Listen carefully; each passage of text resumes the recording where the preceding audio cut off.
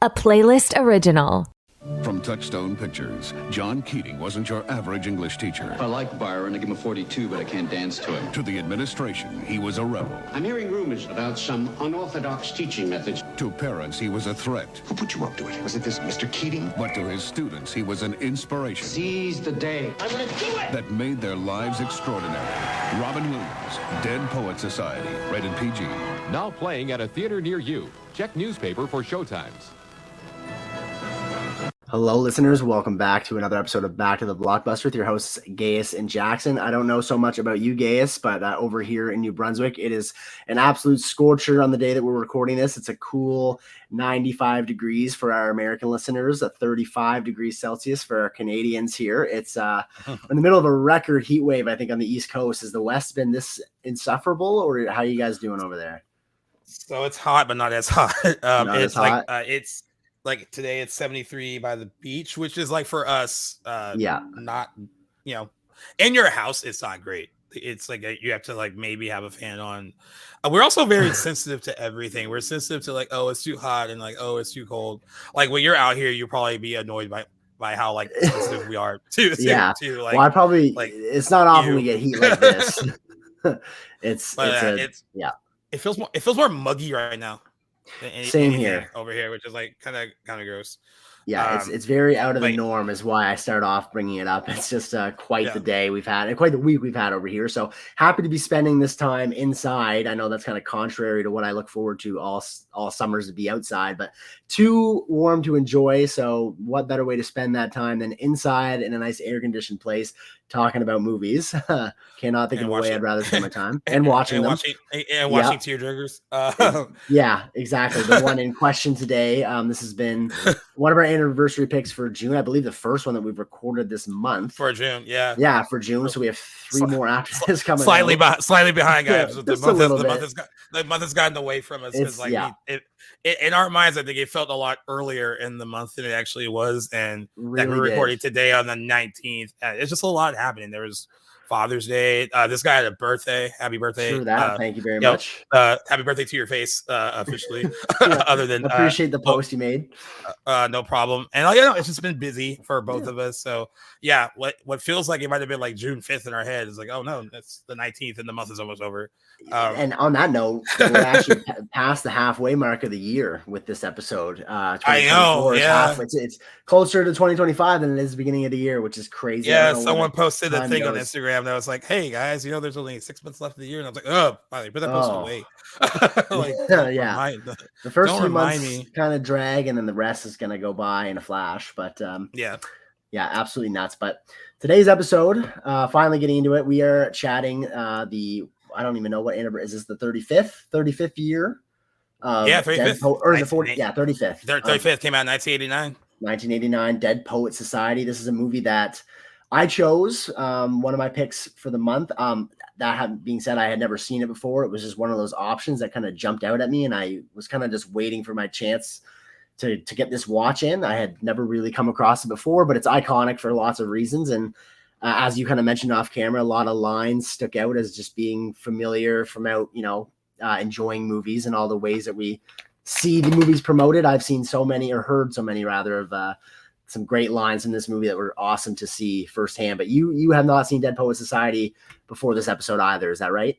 That is right. I thought I had. I didn't realize I only seen like isolated clips of it, because I remember. I think what I remember were like some of the young actors who were in it. So I think I've seen clips of like Ethan Hawke and be like, oh, like he's in this. And of course, I've seen clips of like Robin Williams and some of the lines and stuff. Yeah, but exactly. I thought I had like actually seen the whole thing, and I never watched the whole thing until now for this. So this was a first time watch, and I was also actually learning about the movie too. I read a lot about it. It coming out. I mean, this is not the movie that screams like it came out in the beginning of the summer of '89, so June 2nd. Doesn't really scream summer movie, but like this is a good example, I guess, of like counter programming against like bigger action driven movies, because this movie made a lot of money when it came out at $235 million worldwide. Does not seem like the kind of movie that would do that, but it did. Right. On a $16.4 million budget. It also was an awards player too. It was nominated for Best Picture, Best Actor for Robin Williams. The screenplay won Best Original Screenplay as well. There was some bone of contention from certain critics. Siskel and Ebert did not agree with the Best Picture nomination or the Best Actor nomination. Wow. We can kind of talk about that later, I guess. Yeah, see, I didn't end up catching their reviews for this one. But this is one of those, and when you're thinking about Robin Williams outside of comedy, everyone goes like, oh, like he also did, Dead Poets Society and of course Good Will Hunting. And like, it's interesting because like this feels like his Good Will Hunting character kind of feels like this character if he was like weathered and older and like broken down by the system a bit. So like definitely, even though like the Dead Poets Society character he plays has more like energy and more all that, there was these weird correlation between the two, and it's interesting that he got nominated for both and then of course won for one later down the line. Yes, I completely agree. His performance here reminded me, I was thinking about Good Will Hunting many times while watching this, and I was just, I guess in my ignorance, I had never really considered pre-90s Robin Williams. I didn't know that at the time that he'd won his Oscar for Good Will Hunting that he'd already been an Oscar-nominated actor for almost 10 years at that point, which is just impressive to me. Yeah. I just never realized that about his career. I also just, until we saw this on our anniversary calendar as an option, I wouldn't even place this movie as a late 80s movie. I always just assumed it fit somewhere in the 90s, and it does feel very much like a segue into the drama of the 90s. It was giving me a lot. There were a couple, I think, leftovers from the 80s that lent itself into the trope of the tropes in this movie. But all in all, I kind of got this timeless sense when I was watching it. Like, it doesn't do much to ingrain itself in any particular decade. The story is still one that resonates decades later. Performances are super memorable by many, many people. There's a lot of heavy lifting from several castmates here. And overall, just like a really, really heartfelt watch. I don't know about you. This became like an instant classic to me. I was so happy that we just decided to watch this. I was so what's been happening, I think, with the anniversaries that we pick, and I think it's probably by design, but I think I've been picking the ones that are like, I guess more like, I know like they'll be popular, like everyone wants to talk about Batman 89 and then like Spider-Man 2. Like I picked that because I remember how important as a comic book movie that was when it came out 20 years ago. Right. The ones that you're picking are great in their own right, because I wouldn't have picked this at all, and not because I didn't want to necessarily watch it. It just wouldn't have been on my radar to pick whatsoever. So I think that's the good thing about like you think differently than I do when it comes to this stuff, where you're like, oh, I will pick, and we both prosper for it. Right, yeah. So like I said, I had never seen it and thought I did, and I took a lot from it. It kind of was one of those things like the movie grew on me the more I was watching it. Mm-hmm. I just love the message of it. I think everyone has had that one teacher that kind of changes their lives a little bit, and that you remember. Mm-hmm. And much like a teacher, like the one in this film, it's one that kind of goes against the grain a bit. Right. Now I don't think in my experience with the teachers that did that they got any pushback from any of the higher ups for doing that. So that's something that's only been unique to like film for me when it comes to movies like this. Same here. But it's definitely the kind of teachers that don't teach the conventional way that you respond to the most. And I think that's what this movie kind of shows. And I think this also showed too that one of its many messages, and this is more to parents who have kids who want to forge their own path and have their own dreams, let them. Encourage them if you can. Encourage them. There's this one bit of dialogue with Neil's dad, and I'm kind of paraphrasing it, but it's when he gets it's towards the end of the movie, and he's upset with him, and he basically is kind of berating him, and he's kind of relating his own thing to his, like if I would have had the opportunities that you had, I could have done X, Y, and Z, and not even thinking about what his son wants to do. Exactly. And of course that leads to a pretty tragic event in the movie, but like that is what a lot of I've seen that now. I've definitely seen that in my real life, where I've had friends who have parents who follow my path, cultivate their life for them without any input. Because and then also speaking from the side of like, well, I didn't get to have this opportunity and you do. And since they didn't get to have the opportunity, they feel like they're living that opportunity through their exactly. kids. And I think it's well intentioned, but poorly executed. Yeah. So that kind of, that also resonated with me a bit too. And I also love any movie that kind of has this kind of like group camaraderie where we're in this kind of thing together. And like, you know, now I don't know if today's kids would think that like, you know, reading and poetry and all that stuff and all that is cool. Definitely not. I was aware about watching it. Like you can see, and though this movie takes place in the late 50s, but it's filmed in the late 80s. Even it's the divide between the youth of this movie and today's, I think, is like very, very, very different as it could be almost. But like there was such a romanticism about like how these people valued something that as quote unquote nerdy as like poetry, something that you and I can appreciate as lovers of art that like I feel like is lost on this generation. It was nice to be able to just kind of like unapologetically like fall in love with it with the boys in this movie. And I love that. And I wish this was shown to more people. I feel like this is a movie that is made for like a high school what's the word I'm looking here for? Like English class curriculum. Exactly. Like one of those necessary watches. I was surprised that this was not shown to me in English in high school at all. And it seems like the kind of movie that would, like an English teacher be like, hey, like this would maybe motivate you guys to want to take an interest in other stuff more. And I actually asked a couple friends that maybe had different English teachers at the high school that we went to. I was like texting them like, hey, did you guys watch this? And all of them had watched it after high school. And they said that they didn't even watch it in high school, but they were surprised that they weren't shown it in high school because it seems like the perfect movie to show that particular age group. Definitely. And granted, like, you know, they might look at it as something that's cheesy and like, you know, there are a lot of kids are running off to do like, you know, underground like secret meetings and and talk poetry. But I think at the heart of it, that's something that any generation can relate to. Right. And what I felt like when I was watching it, I honestly felt like I missed out by not watching it.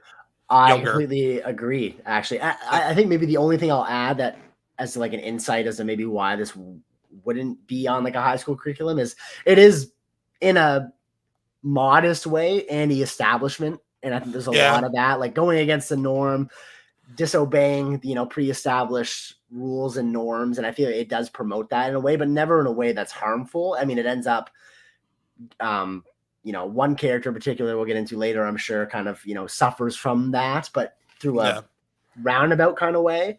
And so I can consider maybe a board of teachers or educators being like, this would be it has a lot of great messages, but maybe not, we're worried the wrong message would be taken from it. Yeah. All that being said, if I were an educator, I would definitely show the youth of today this movie, and it applies, I think, to all art forms. Like the medium in this one is poetry, as the name suggests, but I was thinking more of like film when I was watching this movie, and like their love for poetry.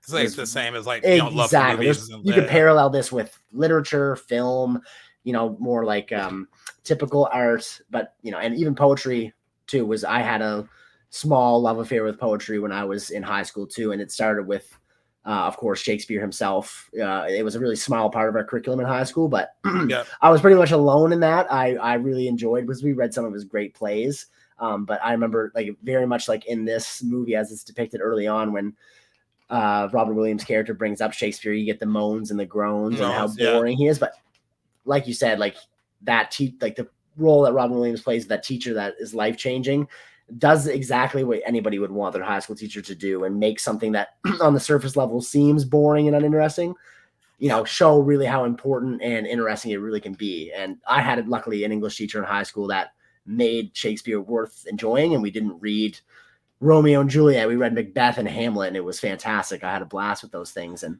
it reminded me a lot. All three of those. We read all three of those. Oh yeah, we only did the two. Yeah. We did, and I remember and after we read Romeo and Juliet, the version that we watched was the new one, the Baz Luhrmann one with Leonardo DiCaprio. We did. Oh, okay.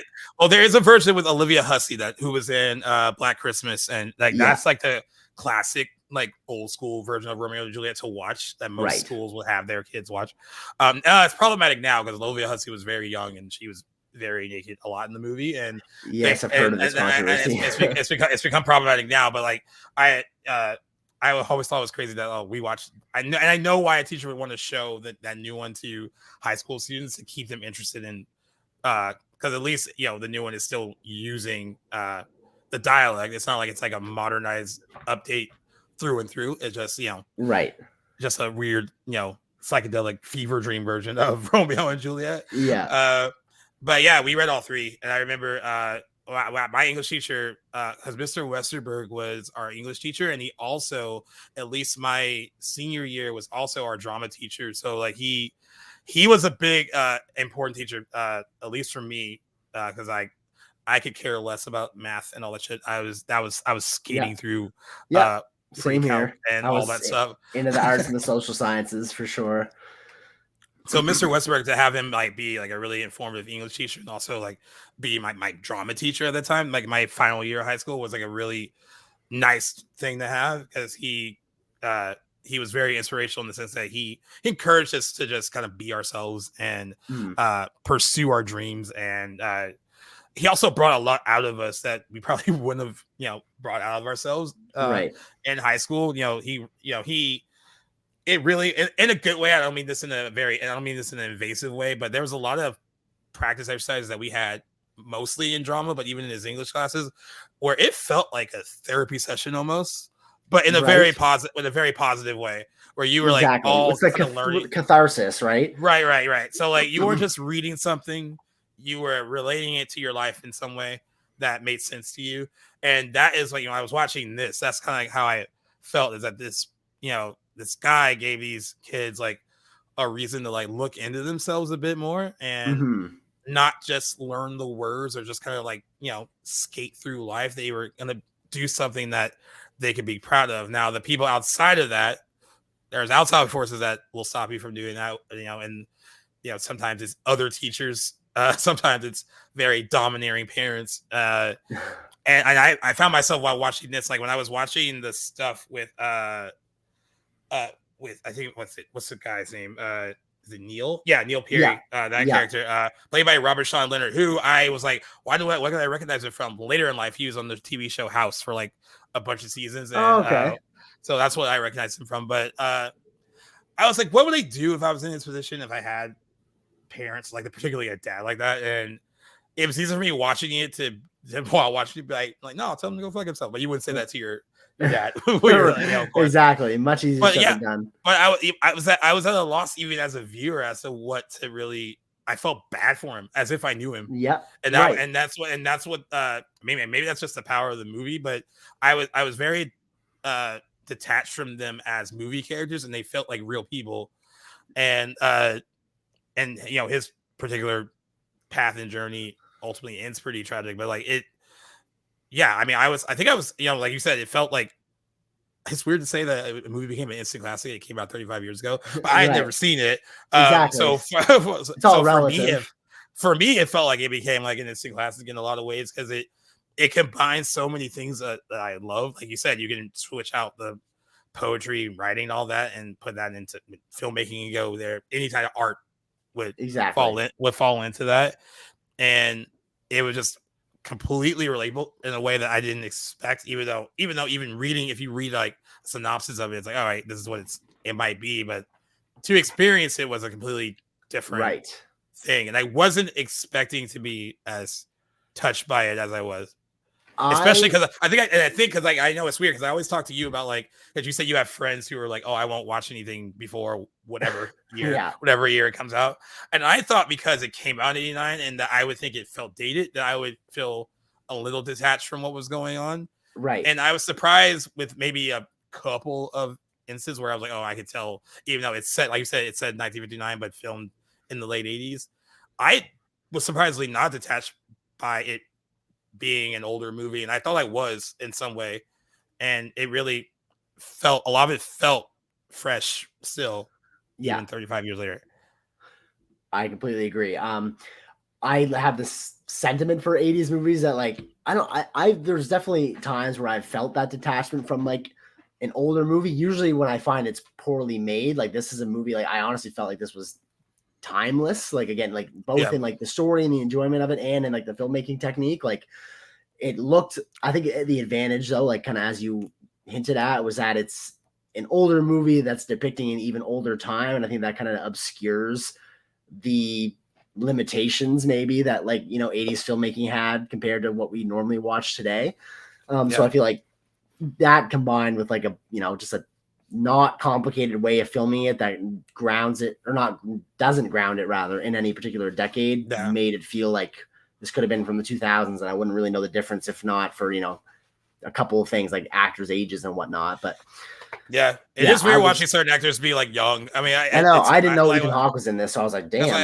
I saw Ethan Hawke, and then I recognized Josh Charles, who played Knox. He was like been on like in other movies and TV shows.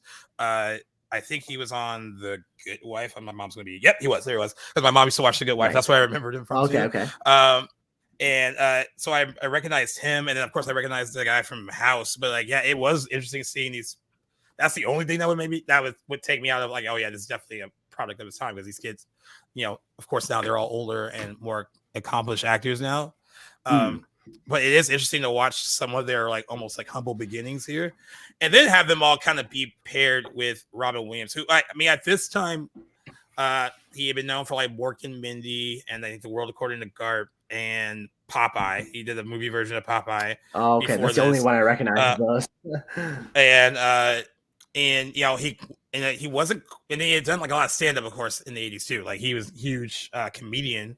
But this was an interesting kind of turning point for him, because it was all these actors who start in comedy. It's always like, can they pull off dramatic roles? And I've stopped being surprised when they can, because I feel like a lot of comedians are in their own way, deep inside somewhere, they are tragic figures in their own right, which is why they're so funny. And I think that's why it's so easy for them to tap into a lot of these emotions.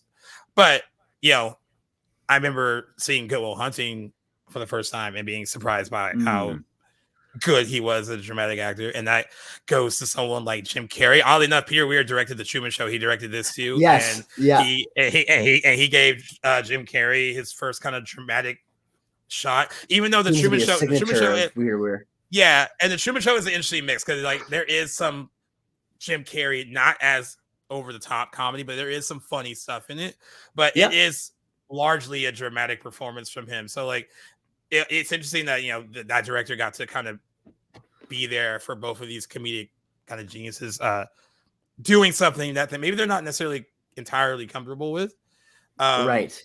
I thought it was interesting. I read that when Robin Williams was like shooting this, he was going through a divorce. So so there was very little I guess laughter joking. Like you would expect from him maybe, and oddly enough, maybe that just kept him focused and kept him and that probably worked out performance wise here. I was surprised though, because he of course was nominated for an Oscar, and he is, I guess, considered the lead, but he's missing from a good chunk of the movie, but like he's not in a lot of it. He's not in it a lot, and I guess that was Heath Ledger role. like a Joker role. Like I think in any other, like, I mean, he is, I guess he's the catalyst for these things happening, so that therefore makes him the lead. But I think there could be a strong argument today if someone in the Academy want to be bitchy, they'd be like, well, is it a lead performance or is it a supporting one? Definitely, yeah. I feel like because, well, who would you say? I guess because like the other real lead is like the 6 or 7 main boys. Kids. Like, yeah. But they all kind of almost have. I mean, Knox would be like the next best case, I think. Yeah, because I don't think they all have like equal screen time either. No. But like it. But yeah, I guess there is no other lead other than him. But I was surprised by like him not having as much screen time when watching it. Right. As was I. I think I was watching where there was a good chunk where he was gone. I was like, where is he? Agreed. And a lot of it was when Knox was like, going for the girl, and the boys were having their own interpersonal drama when Mr. Keating's character like wasn't present. And that's exactly. Due to that effect that has is when Robin Williams is on screen, he lends all the best scenes are involving him. I found most of them, right? And that's not to say there's bad scenes without him in it, but like you're hooked and glued to the screen when he's on there, and he gives like, if he hadn't done Good Will Hunting, I would say this is like a shoe-in for his best performance ever. Like this Yeah. was the most I've enjoyed him aside from Good Will Hunting. Like I thought And he was another movie fantastic. that I hadn't seen, but he was nominated before 2 years before was Good Morning Vietnam, which leans more Yeah, I haven't seen it either. leans more comedic than dramatic too. So this is like, I mean, I guess the first time people have saw him, be serious, which I thought was interesting because like I'm just gonna pull it up right now because we're talking about him. What Roger Ebert said. Yes, please tell me what Raj said. I'm really surprised that they weren't all on board. So, and it's both Siskel and Ebert, but it starts with Roger Ebert wrote in his review. He gave the movie 2 stars out of 4. Wow. And he criticized Williams for spoiling an otherwise credible dramatic performance by occasionally veering into his onstage comedian's persona, and lamented that for a film set in the 1950s, there was no mention of the best generation writers. Additionally, Ebert described the film as an often poorly constructed collection of pious platitudes. The movie plays lip service to qualities and values that, on the evidence of the screenplay itself, it is cheerfully willing to abandon. And then on their Oscar nomination edition of Siskel and Ebert, both Siskel, who gave it more of a mixed review than a negative review, and Ebert disagreed with Williams' Oscar nomination completely. Ebert said that he would have swapped Williams with either Matt Dillon for Drugstore Cowboy, which I haven't seen, or John Cusack for Say Anything, which I have seen. That's interesting. Wow. On there, if we pick the winter special in March 1990, Ebert chose the film's Best Picture nomination as the worst nomination of the year, believing that it took the slot that could have gone to Spike Lee's Do the Right Thing. It's crazy to see how this movie was perceived back in the time versus how much we enjoy it today. And I get it. It is like subjective, and I very often agree with both of those gentlemen's takes, but this is definitely an example where I completely disagree. I thought this movie was fantastic, and there's been many cases too where I just don't get it. I bet you if they were to rewatch it today, they might not feel the same. Like, some sentiments are more extreme when they're relevant, and that could be why when you are kind of seeing these movies compete for awards at the time that they're coming out. But I think looking back, this movie is like near flawless. Like I even thought like the length of the movie was good. It was 2 hours. You could fit this into an hour 40, hour 45, but I wasn't looking for any scenes to be removed. Performances all around were super strong. I thought it was like one of those rare movies that actually kind of like moved something inside me as a viewer. And like, I always cherish movies like that. Like nothing bad to say about it at all. I think what I liked about his performance is that it's pretty restrained and subdued for the most part, other than when he's like encouraging, like, his students a bit. He does some of his impressions and stuff, which was like classic Robert Williams. And I guess that's what Roger Ebert is trying to say, that I saw a bit of Robin Williams in that, but not in a way that was distracting from. But it was like dialed down to like 15%. Yeah, it wasn't bad. Because I think anyone who has watched anything Robin Williams related, when he can dial it up to 100, knows that he can dial it up to 100. So I still think it was pretty restrained, and like it also gives credit, like the fact that he got nominated for this. A lot of restrained, subdued performances don't get Oscar nominations. You usually have to truly kind of emote, and it has to be like, where's your Oscar winning moment, right? And I was trying to think of like where he had it here, and I just felt like overall it was just a really, I think maybe because it was so restrained and not so much like him at that time, that is what the Academy and all that responded to as far as his performance was concerned.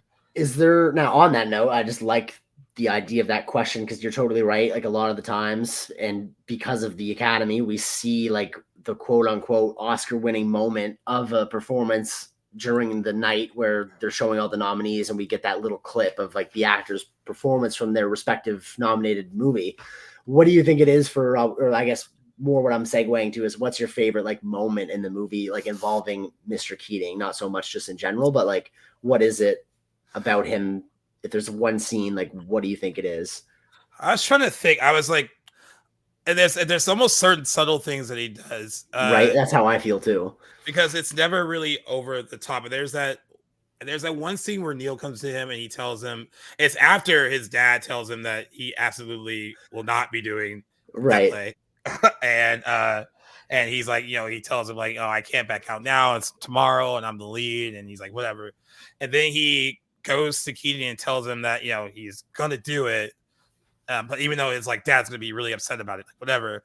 And I don't know if there was something in like Robin Williams' eyes, his face. It's and this happens in a few scenes where it's not really so emotive, but like you can almost tell that he's kind of figuring out if like all of what he's hearing is like the total truth. Like, if he's like, is that how that really went down, or is this how that, or are you kind of sugarcoating it? Like the way he talks to him in that scene, is it's more reactionary than him just emoting himself, and it's all in like his eyes and all that. And there's a few scenes where he's like that, and I really appreciated that aspect of the performance, because like like I said, I was trying, and one specific moment is when like at the end where he takes the book out and he starts crying when he reads like the little excerpt from it. Right.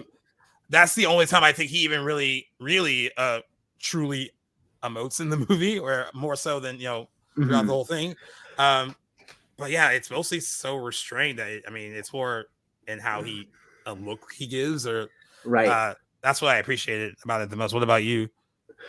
Well, not the one I'm going to describe isn't my favorite. It's like probably tied with my favorite, or maybe a close second place. But I'd argue that this is maybe another scene where he does emote, although not in a conventional way. But when he is kind of picking on the students to go deliver their personal poem as that assignment to the room, and you can see that Todd is like hesitant and doesn't want to do it. Ethan Hawke's character, when he encourages him to go up and then like guides him into kind of like doing poetry on the spot. Yeah, exactly. I think like almost you can like see his improving excitement. Improv, yeah, exactly. When he's like encouraging Todd and putting his hand over his eyes and demanding that he just describe what he's thinking, like, and then after Todd delivers this kind of like impromptu great exercise in the performance, like Robin Williams is like on the ground, like knelt down in between a couple of desks and looking up like in awe about like what he unleashed inside of Todd's character. And I thought that was a great moment, that if there were a moment like that got him the nomination, I would probably argue it would be that one. But for me, and I think this line of his in this other scene much earlier in the film is like, it's in like AFI's like top 100 lines. But when he first meets his class and takes them out of the room and is having them peer at like the previous graduates from Welton Academy, and he's getting them to stare at this class of 1910 or whatever year it was, and he's kind of whispering to them as if he's like the ghost of those boys gone. And he's like, and he says, "Carpe diem, make your lives extraordinary." You get like a kind of goosebumpy feeling, because it feels so like ethereal a little bit. Like it's almost like you're not. I have goosebumps thinking about it. That was when I like really sunk into this movie. Like it hooked me. I was like, this is destined to be great. And and it's luckily very early in the film, and you just realize that Robin Williams is doing something special in this performance. And oh man, such a great line. That scene with Ethan Hawke reminded me of a more pleasant version of Good Will Hunting, of the Matt Damon "It's Not Your Fault" scene, where he's basically like pushing him, Or I would contrast that to Whiplash and J.K. Simmons and Miles Teller, like very opposite end of the spectrum of a teacher and student relationship, encouraging them on the spot. Yeah, that scene is really cool, because like you could tell he's not entirely comfortable, and he's like making him comfortable with doing it, right? And almost like you're kind of like improving on the spot, and then being like completely excited for him that he got him there, and that probably like proud of himself as an instructor that he was able to, because Tom is a little bit closed off a bit, and like a lot of the characters in their own way, they're all like kind of like finding their way a bit, and that's why when what happens with Neo and like Todd's reaction to it also got me when he after they find out that he killed himself and all that, and kind of they run out to the snow, and like he gets kind of like physically ill, and he's like you almost can't understand everything that he's saying. He's like, but you can hear him say like it was his dad did it, like all that, right? And it's just like kind of guttural, physical, emotional reaction, I guess.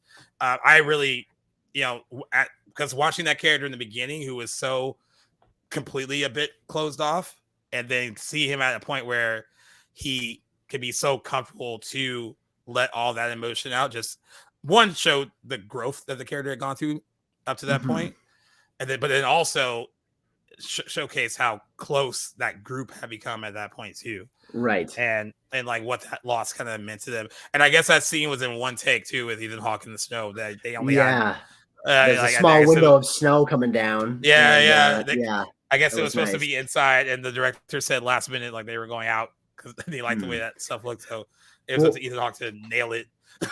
I was surprised to find out. I think I remember this correctly. Apparently, originally the shooting location was booked to be Georgia, and they decided it would be too expensive to haul in a bunch of fake snow for the winter aesthetic and setting of the movie. So they moved it to Delaware.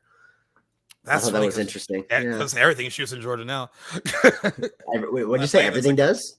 A lot of stuff films, like at least in Atlanta. I mean, a lot of stuff films. I suppose, there. yeah. Like, I had no idea it was such a popular film spot. Because they get like a big tax break to shoot there. But is that where The Walking Dead was shot? I know it takes place in Atlanta in the early seasons, but I actually don't know if it actually shot there. It might. I never realized that was a filming spot. But yeah, that's funny that they want to spend money on. Well, make it more. Well, what'd you say? $14 million budget. 16.4. So 16.4. I wonder how much fake. I wonder how much fake snow would have been in 1988, 89. Also, probably would have looked really bad. Yeah, really. It probably would have been like asbestos or something. Really bad. Yeah. As far as like the younger actors, who did you think gave a standout performance? Or were you just impressed by them as a whole? I was impressed with a lot of. I was impressed with Ethan Hawke's. I don't know if it was his debut performance. I would guess it was because I know he was. No, I think he was in some stuff when he was. He was in some stuff when he was younger. Yeah, but like not a lot. Not a ton yet. Never mind. I'm trying to think if I knew anything. I guess I'm trying to see when he. Let's see. His breakthrough performance was this, but he made his film debut. He made his film debut in the movie called Explorers in 1985. Oh, okay, so not too far before. Yeah. I would say Gale Hansen as Charlie Dalton was really a performance I admire. I didn't always like what his character was doing, but I was always hooked by his performance, especially. I guess the group had a ringleader. Yeah, exactly. He was very thinking outside the box character. Very much. By the end, I really liked him. I mean, because there was some stuff where I was like, because he has this persona that. I guess what we call it's a little douchebaggery, a little bit. It comes off that way, a tad. But by the end of it, he is. You are so rooting for him too, because he really feels like almost like a little bit of if the group had like a ringleader or protector. I mean, they really got one in him. Yeah. And that's what I really appreciated about him. There was a certain like cockiness and airiness to him, but he was someone that I liked more over time as the movie went on. Agreed. And I always found him entertaining, but sometimes I found him obnoxious. But I think he was like the character, him and Neil, but more so Charlie, kind of took Mr. Keating's philosophy and ran with it. Like those two actors, characters, I think really embodied what Mr. Keating's teachings were and demonstrate them the most clearly. Some do in more subtle ways, but Charlie really much opened up and was absolutely purely himself to a detriment almost. And then Neil, of course, tries his best to be. And then when that's thwarted, I think kind of like undoes that philosophy of Mr. Keating by killing himself, like where he clearly didn't really get it and kind of let this one barrier that ultimately would not have been probably such a life-altering, problem and let that control his life until he took it. But that's what I liked about Charlie by the end. Like he was so fiercely loyal and appreciative of Mr. Keating that he was willing to defend him as vigorously as he does by like punching. Is it Meeks or Cameron that he punches? Meeks. And I was so He's happy. A real villain. Oh my god. I was so happy when he got cold cocked. I was like, please. Because I was like, because I was waiting for it. Because like when you said like, basically implied like if you touch me, like you'll get expelled. I was like, okay, maybe he won't do it. But then like he said one too many more things, and then like he had to knocked out. Yeah. So I was like in my room by myself. I was like, yes. I wanted it, and he was like, "Oh, you just signed your expulsion ticket, or whatever the fuck he said." Yeah, something exactly that. Yeah, so it was weird too. I didn't like that kid, but I understood the point of view of like, there is that side of you that would like, hey, if you're in that position, would you want to protect yourself, not get expelled from school? Right. And I would want to say I would be like the other kids, like, no, let's stand together, or at least try to. Right. Or would you be in that position? It's like, hey, this was fun while it lasted. But I can't get kicked out of school. So what would you do in that I don't think I position. would do well in like a boys' academy like that, where like I would probably have gotten into trouble a lot sooner but then again, I don't know. It's hard to put myself in those shoes where they're in the 50s, but I'm also a smart ass. So I don't think I would. yeah, me too. I think that I would have I like to say that I would definitely support Mr. Keating at my own downfall, or try to find a medium where I am not held culpable, but I don't have to like be a rat, because I would definitely want to support such an influential, motivating, mentor like Mr. Keating. I wouldn't want to see him go down with the ship, but yeah. And I definitely wouldn't play it like Meeks, but somewhere in the middle, like kind of like Todd, I suppose, who's like not a character I resonate with. I enjoyed his performance, and I was surprised that Ethan Hawke kind of played the character so meekly and timidly. But I suppose like the group needed something like that, and he's a new kid on the block, didn't know the boys, so that makes sense. I would have liked to see a little bit more of like his brother, because his brother isn't a character featured in the movie, but his reputation kind of precedes Todd Anderson. And I don't feel like that is played off much, or like that pays off rather. So I could have used a little bit more, or maybe like an explanation a little bit more. Maybe Todd doesn't feel like he can live up to his brother's standard, but I don't think it's really addressed enough. But I think that that Ethan Hawke plays that really, really well, and very much not like his other work that I've seen anyway. He was, because usually, because I've only been used to watching Ethan Hawke as like an adult. Yeah, me too.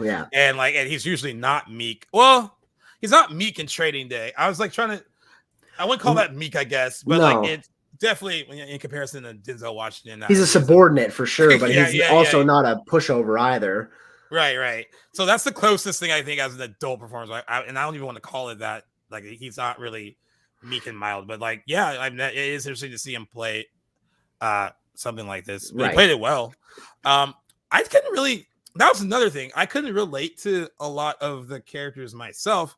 When I saw like some of my friends and like friends I had in high school, it definitely, and some of these people, I luckily had parents that encouraged me to do what I wanted to do. Like same here. They weren't like, oh, well, you shouldn't do that. When I wanted to go to LA Film School, they were like, all right, it's going to be expensive. You better make it worth something, but you can go. Look at you. I've never had that kind of obstacle in my way, but I definitely had friends that did. And it was rough to watch. It was, because some of those arguments would happen. Like you would think they wouldn't happen when like the friends are there, but sometimes they would. And as you of course supposed to respect your elders and all that, but there'd be times like I remember me and my friend Sean specifically would hear some of the stuff some of our friends' parents were saying to them, and we would want to say something knowing we have damn well we couldn't. We were like 16, so like we have no place to say anything, but like I know some of them carry that with them well into college, did what their parents wanted them to do, well into landing their first jobs, did what they felt like they were supposed to do because their parents wanted them to do it. And that's it's sad, at least especially to me. When you get one shot at life and you're not living it for yourself. It should be your own. Tragic. Yeah, it should definitely be your own and not someone else's. It's a balance between like your parents have your the best intentions and like only have your success in mind and are just doing what they think is best for you. But when that conflicts with what you know to be true to what you want, that is like one of those ultimate personal battles that is hard, because you could, disobey or stray from their path and be wrong and prove them right at the same, just as easily as you could find success in doing the opposite of what they want for you. And like, how do you weigh that up? It's almost like that's when the flip of the coin becomes such a useful tool. Yeah, that's why I thought, even though Kurtwood Smith, who plays Neil's dad, it is, I guess someone would describe it as stereotypical, as caricature of what, like, the domineering father is supposed to act like. But he's great. I've definitely seen that, and it was so hard to not like Kurtwood Smith, because even in something like RoboCop, where he's like a pure villain, like he is like a pure villain in RoboCop, I liked him in RoboCop, despite the fact awesome. Despite the fact that he, guns down Murphy and does all this obscene, obnoxious stuff. Like he makes Clarence Bonniger and RoboCop so fun, exactly, that you're still like, I can forgive like the occasional violence and like cocaine use, whatever. But in this, I was like, oh, I don't like anything about you, dude. And like, because it was so clear what he was doing to his son. And I think that was like the hard part about watching those few scenes that they had, where it's like it was so obvious how much he was like kind of destroying him, and like I want to like jump through the screen and be like, oh, shut up. I do feel that way too, but like for me, while watching, I did have this sympathy because that is just the culture of like 50s fatherhood, and like that era, he would have been so far removed from like what Neil probably would have grown up to done if he had become a father, and he would have not passed that on to his kid. Like, I think Kurtwood Smith's character, like Mr. Perry, is a product of his time, and like I don't think he's doing it for the wrong reasons, but this is how he was probably raised, gruff and, you know, follow the norm, and his kids are going to this academy and they're gonna do this and do that and represent the family proudly, and he couldn't remove himself from that. I feel like that is like your typical father experience at that age, and I know this is like generalizing, but I didn't look at him as like a pure villain in this movie, like I like his character in RoboCop, but more of like a I don't know if there's a word for like not anti-hero, but not quite a villain, but somewhere in between. I mean, I get what you're saying, that he is a product of the era that he's, and I think he has good intentions, but he's oblivious to the negative impact that his, and also the mother is too, it seems like, because like, you know, they have that whole discussion about like, you know, he's going to take him out of school and like basically send him to a military academy and all that, and then he leaves the room, and you could tell the mother maybe wants to say a bit more and maybe wants to comfort her son a bit more, but then doesn't say anything, because in that time period, it would be more about what her husband said. That's what goes, and what she had to say wouldn't necessarily go. And that is another example of something being a product of its time too, because like you can tell in her eyes that she wants to say something, that she really wants to like comfort her son a bit more, and she doesn't. Right. And that also kind of broke my heart too. It was like, I was like, come on, encourage him, say like, you know, give him something. And then she didn't. And then she has that moment where they're getting to bed, and when they get in the bed together, she starts crying, and then like, you know, her husband said, it's gonna be okay. But like, yeah, I was just like, but yeah, you're right. It is a product of its time. Like, that's how a lot of those people would be. Disappointing. I'm glad we've progressed. Yeah. Oh, for the best. Absolutely. How did you think that whole scene was handled with him killing himself? Yeah.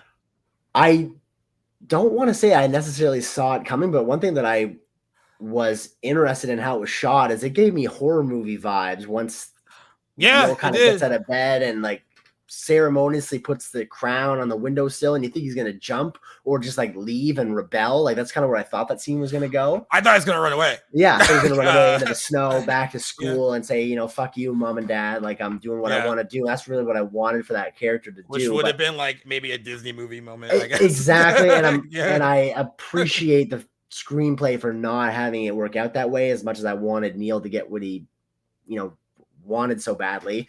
But then like just how that scene is shot and the tension and the score behind it gave me horror movie vibes, which I thought, this is a cool change of pace.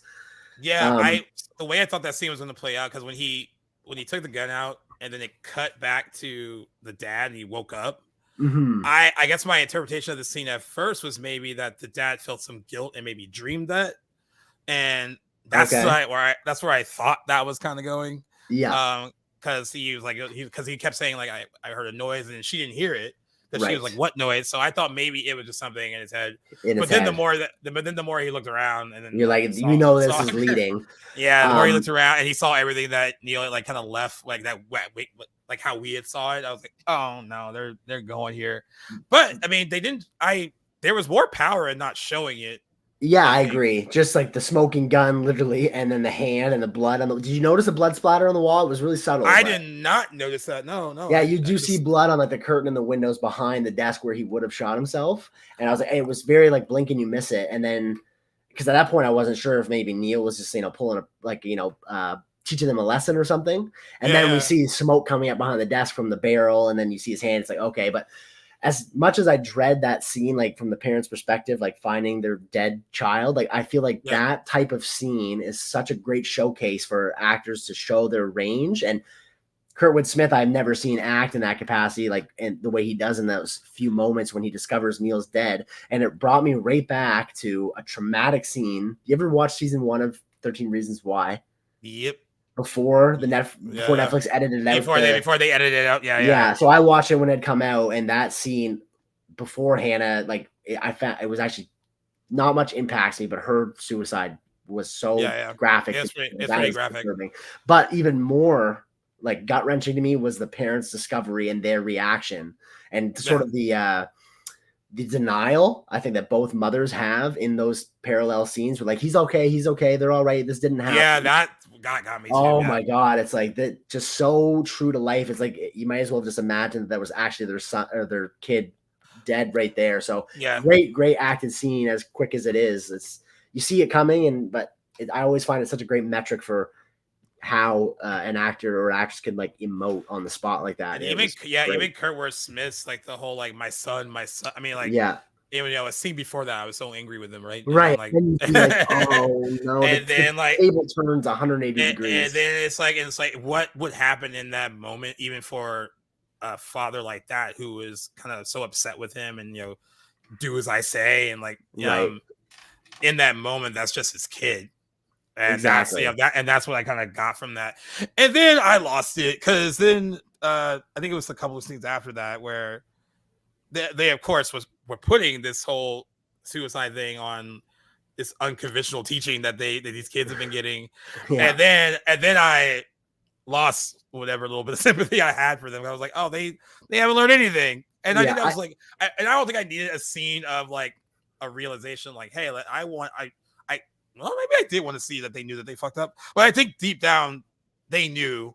It's easy to blame. Yeah, easier to blame than to accept other people. Yeah, but I think I kind of wanted to see a moment of them taking ownership of it. But then, I think it was a couple scenes after that when the headmaster, who I guess is a villain in his own right too, when as soon as he said that we will have an inquiry into who's responsible for this, I was like, no one's learned anything. No. At least the adults have not learned anything other than I commend the screenplay for not taking that conventional route of like, realization and forgiveness and everything's going to be okay. I was shocked when the movie was over at the resolution that comes to it. This is like kind of what led me to think this movie is timeless, where it didn't follow that 80s trope of kumbaya at the end of the movie, everything's fine. And, the villains get their comeuppance. I got some holdover vibes from how it ended. Yes, I'm glad you mentioned it. Like, there seems that there was like some inspiration from like the holdovers took from that, where of course, like Paul Giamatti's character, that whole movie, he's such a begrudging, and then like his heart grows much like the Grinch, like a couple of sizes during Christmas, and then like, and then he gets to a point where he has to, in a similar situation with Dominic. I don't know why I'm blanking the character's name, but Dominic Sessa's parents, where he has to. He has to deal with them, and then that costs him his his job, and that was I was like that. I thought of that right away with how like you're right. They could have had a tiny little nice bow on it and ended it in a way that was very kumbaya, and maybe a part of me wanted that only because I was invested. Because I was so invested in the characters, and they benefited from Keating's teaching, and like everyone should have been aware of how much they benefited from it. But that's not the case all the time. Right? There are going to be naysayers, especially when you go against the grind a bit, and you're not, exactly doing things by the book. Right. On that note, though, like although it's like unfortunate that like what happens to Keating, he gets let go, and you get the sense that like this students of Welton, are worse off for him being gone. But then in the final scene, when the boys stand up on their chairs, like parroting that earlier scene, you get the sense that in the short amount of time that he's been teaching them, he's already impacted their lives for the rest of it. Like they've learned his teachings. He's made that impact, even though he's not going to be able to teach them anymore. And that kind of made up, it got the message across that, okay, I've done what I'm here to do. This is why I teach, even though this isn't, the outcome that I wanted.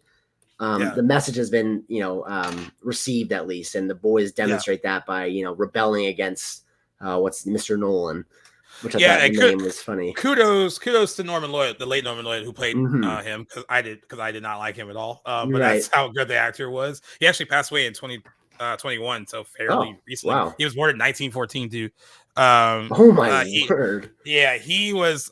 And just the voice reminds me of like anyone in that position. Like once they all started standing up, and he was just like, "Sit down, you sit down." Like, he was like, I'm it was so warning like, you. I'm warning you. I was like, yeah, don't listen to him.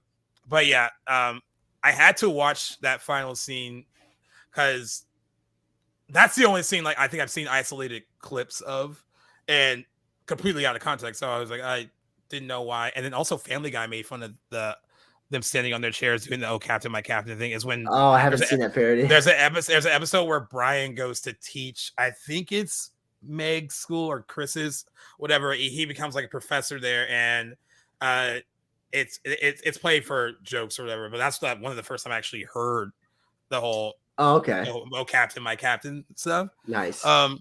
So I've only seen it isolated on its own, but then I was watching it here, and I was like, as it's starting and like the music's kind of swelling, I was like, all right, am I gonna think this is cheesy, or am I gonna like buy into it? And I surprisingly bought into it. I think by that point I was so sold by the story and the actors and the characters that I think in a lesser movie I would have been like, I would have rolled my eyes and was like, oh. Like because like it's weird because I like a good callback, and that's what that was. It was a callback to something that happened early in the movie. But it also has this like very 80s sentimentality with the music and like and the all that. But it's such a poignant moment, and it was really really well acted too.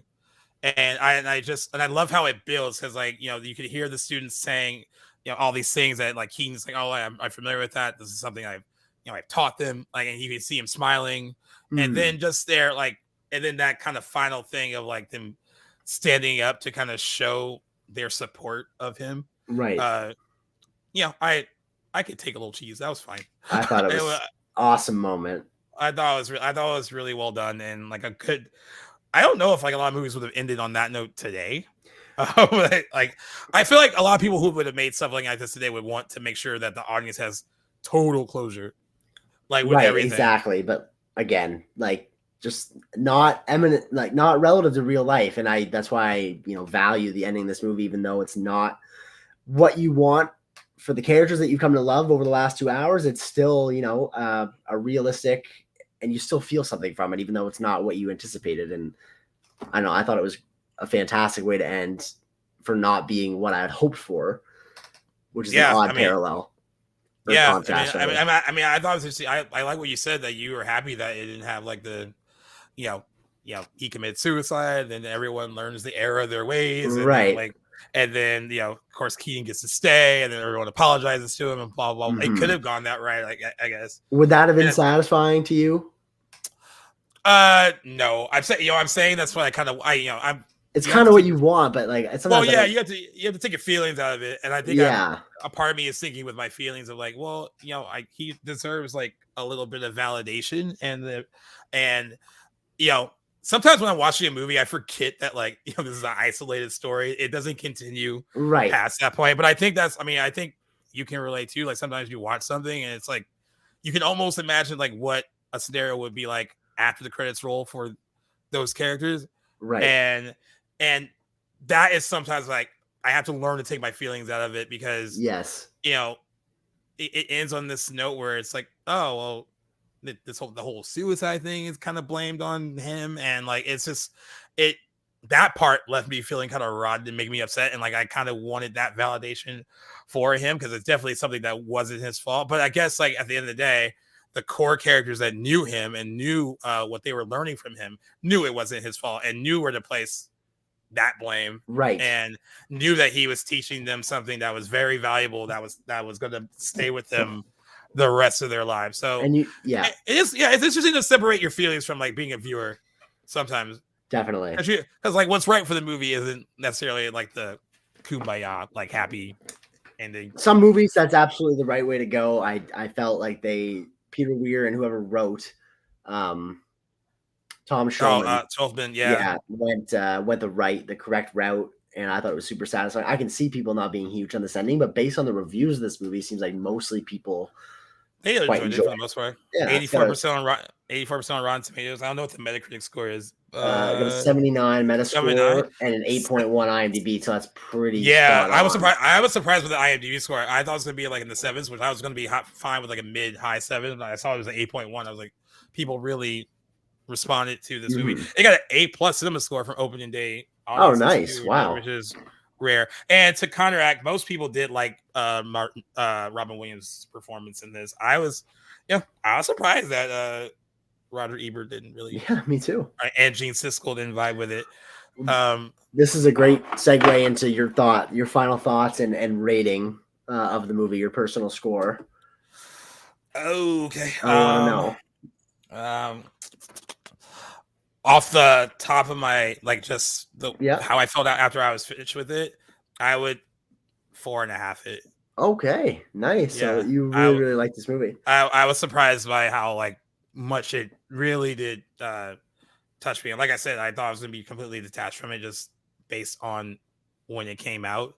Yeah, and it's a nice, pleasant surprise, also, right? Yeah, didn't think I would be able to connect with any of the characters. And like I said, I don't necessarily connect with a lot of them personally, but I knew people like them. And then the whole the art writing angle sometimes will get me a lot. That's why Almost Famous is another one that gets me. Yeah, I need to see that. I've been wanting to see that forever. Because I mean, the whole writing angle of that is what growing up when I was watching Almost Famous, I was like, that's me. That can really sway me in a very in a positive direction. But yeah, I thoroughly enjoyed it. I really liked all the performances. I thought Robin Williams was great in it. After you give your score, there was something I saw on IMDb that I wanted to read, but that I thought I thought reflected on why I wish I would have saw this when I was a teenager. But yeah, I do want to know what was your. Won't keep you in suspense. I completely agree with you. 4.5 across the board. There's just not much more I can say that we didn't already cover, and why I enjoyed this movie. It just it was one of those comfort movies, I guess. This is one I'm anticipating to return to, when you need a good, it's not a nice always story it is until it isn't, and that's what I'll probably ultimately take away from it. But I just thought it was just what I needed when we watched it, and I loved going into it blind and not knowing what to expect, and getting that as a result was just very satisfying. And again, I think the nice bow on the end of it is the unconventional resolution to the ending. I thought was just the perfect way to end it. So 4.5 for me. I really enjoyed it. I would recommend it to really anybody. I want my mom to watch this. I think she would love this movie. So maybe that. Not that I know. Anyway, I'll probably bring it up to her next time we're chatting. I don't imagine she has, but we'll see. I think she's quoted "Oh Catherine, My Catherine" before, so maybe she has, but she might just know what it's from. But your mom commented on my G-Rolls post about them remaking An Officer and a Gentleman, and she said, "Shut up!" Yeah, and she said, so it was weird. Pumped. So I saw the comment "shut up," not knowing what it was from, and I was like, "Is she telling us to shut up?" So I thought it was a clip from the show at first. I was like, "Oh no, that's like me." And then I realized no, that was more of an excited "shut up." She can't believe it, and maybe I'll watch the original with her because I'm familiar with the title of the movie and that's it. And I love Miles Teller. I don't know. I don't have an opinion on it being remade yet. I'm curious to see what she thinks, but it sounds like she's excited. So. And I need to get the physical copy of Dead Poet Society because there's an audio comment. I mean, I love audio commentaries. I don't really put them on Blu-rays anymore, but there is one with the director on the Blu-ray for this. And I would like to listen to more of his thoughts on what it was making it at the time and all that. Because it really, I mean, I guess it still continues to resonate with so many people. And also, this is the first time I think we've actually matched up on the score. Yeah, at least to the actual half degree, definitely. Yeah. What is the thing from IMDb you wanted to share though? So it was. Let me make sure I have it up. Of course, my thing is being weird right now. 1 second, I almost have it. It was someone that left a review of it. Let me see if I can still find it. Oh yeah, so it sounds like it's going to be bad, but it says he gave it 9 out of 10. It said a movie I'll never watch again, and I want to clarify this movie shattered me. There's the expression that something tugs at your heartstrings. Well, this movie ripped mine out. I'll be honest, I could find things to critique about this film than the instance of a scene that was used twice and felt sloppy perhaps, but this movie never claimed to be perfect, just to be emotionally moving, and that it certainly is. This review is written by a boy who also finds himself on the edge of adolescence and adulthood. Does that mean I'm biased? Absolutely. But everyone who watches this film everyone can relate. Your feelings, I can assure you, will be the same as mine when the credits start rolling like the tears down your cheeks. This movie makes you think conformity is easy, conformity is comfortable, conformity gets you good grades. Trust me, you're listening right now to a past perfect GPA teacher's pet. The thing conformity doesn't give you, though, is a life, one worth living. For something to be beautiful, it must be also have a side of danger, and that's what freedom of thought is. As it is mentioned in the movie, we must constantly look at things in a different way, and that's beautiful. Yes, it means at times we don't agree. Yes, it means you might give this movie a 4 out of 10, but I'll be damned if that changes my opinion of it. And I thought that was a really nice, beautiful sentiment of what that movie can represent for someone in the right age range seeing it for the first time. Just noticing, I'm looking at that comment as well, and it was posted on my birthday in 2020. Funny connection, yeah. Was it you? Not me. I wasn't writing IMDb reviews back then, but it's interesting. Like, this movie must have sounded like it struck more of a personal nerve with that person to say that they won't watch it again. I have those movies too that I'm like, I love this, but I can't watch it at least anytime soon. But this will be one I'm looking forward to rewatching. Hopefully with my mother sometime if she hasn't seen it. I'd love to get. This is just such a great family. I need to ask movie. my mom if she's seen it. I kind of feel like she has because she loves Robin Williams. Like, okay, nice. What's not to love, right? I know. I mean, and he could do everything. I mean, what I will say too about Robin Williams, whenever I watch something with him in it, it feels like he's alive just a little bit. Right. Feels like he's not. Feel like he's he not lives gone. On. Yeah. Yeah, and like he was such a force of nature as a comedian, as a dramatic actor. I mean, I still love the year when he didn't even have to, and it wasn't even a comedy year for him. The year that he did Insomnia and 1 Hour Photo in the same year, and not really because he had to, just because he could, and and just to showcase what he's capable of, and just showcase two different sides of like not only as being a dramatic actor, but being like playing someone psychotic, but like one in Insomnia is very subdued to himself, doesn't really emote at all. And that is scary in its own right. And then the character he played in 1 Hour Photo is a bit more extreme. So like he could do so much. And I think that's what's sad about how he died, is that he was losing a lot of that mental capacity to be able to do that. And I think that's what really scared him, is that he wasn't going to be able to have, I don't know if you ever watched the documentary they did about him, or that his wife played a part in. I did not. And it goes into his early diagnosis of dementia and how that kind of led to him. They won't really call what he did like a suicide, because they were like, he was losing his mind, and that played a big part. That played a big part into what happened with him. But what I always was kind of touched by or felt sad about was like, this was someone that he was used to using his brain in such a way that was so quick. And to lose that part of your and to lose soul. That was like, probably. But like every time I watch something, I mean, he's in so many of my favorite movies. Like, I don't care what Rotten Tomatoes says, 14% Rotten score and all. Hook is a part of my childhood. And I love Hook. What? That movie's that poorly reviewed? Yeah. Even Steven Spielberg movie? Yeah. It's really low. Even Steven Spielberg doesn't like it. And it's okay for him to be wrong. He doesn't. It's really low. At least the last time I looked, it was pretty low. And like, he doesn't really enjoy it either.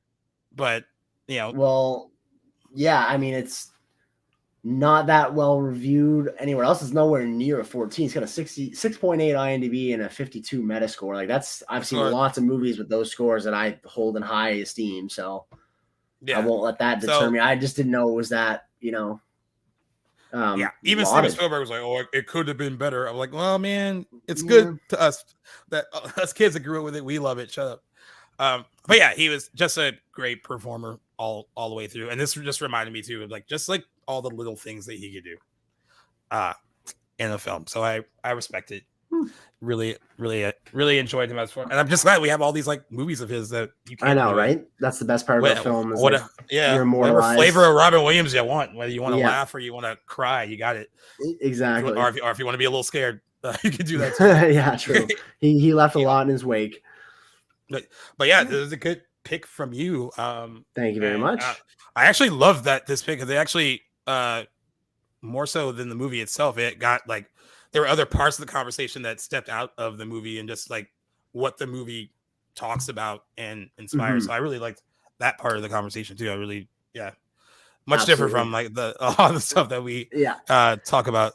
That being said, I'm looking forward to our other anniversaries big time. Alien, goes without saying. Can't wait to get into that movie, especially with Romulus right around the corner. But Batman 89, one I've never seen, so you guys get to hear my first ever thoughts on that. I'm really excited to get that watch in. And then, of course, Spider-Man 2 near the end of the month. That's going to be a fun one. That has stuck with me in the early days of you being on the show. It was like, I think we were talking about The Flash, and everyone was like, yes, being a big deal about Michael Keaton coming back as Batman, and you just casually dropped it in the conversation. You're like, "Oh, I've never seen Batman '89," and I was like, "Oh, like that's really? a biggie." Yeah, I know. I said, grew up with the Nolan Batmans, but and I think we even mentioned during that time, I was like, "Well, it turns like 35."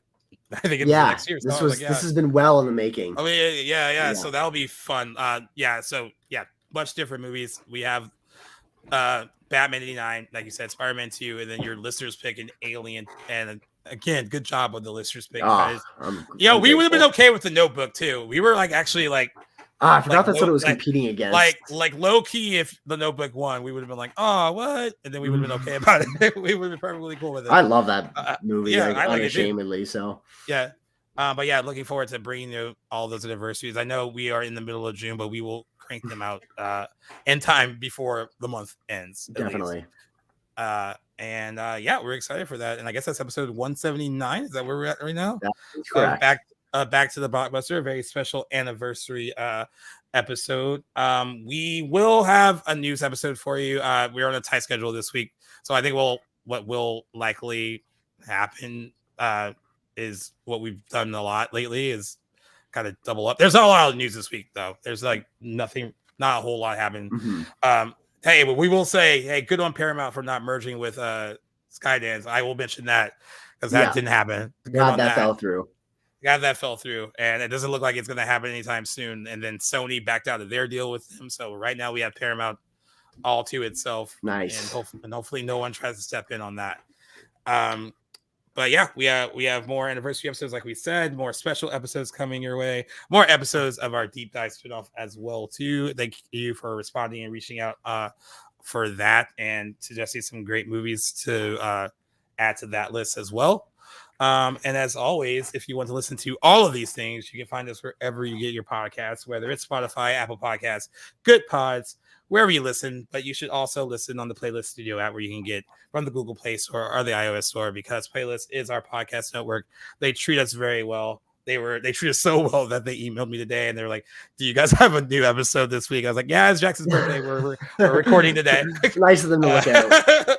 We're recording today, so like they are amazing. And also, like I said, you can also subscribe to our YouTube channel where we are adding more short form content, and then full episodes of the podcast will be there as well. So if you would like to look while you listen, that option is there for you as well too. We are just very excited for what the rest of the movie year has to offer as we go through this very it started as a rough summer movie season, but it's picking up. Definitely. After you saw with Inside Out 2, made a ton of money. Nice. All the kids used their allowance and took their parents, I guess. I don't know. So yeah, very excited for what's to come. And as always, Jackson, it is a pleasure talking movies with you. Thanks for picking a very solid movie for our anniversary pick, our first one for June. And we will see you next time, guys. All right. Take care, guys. Thanks for listening, and we'll see you in the next one.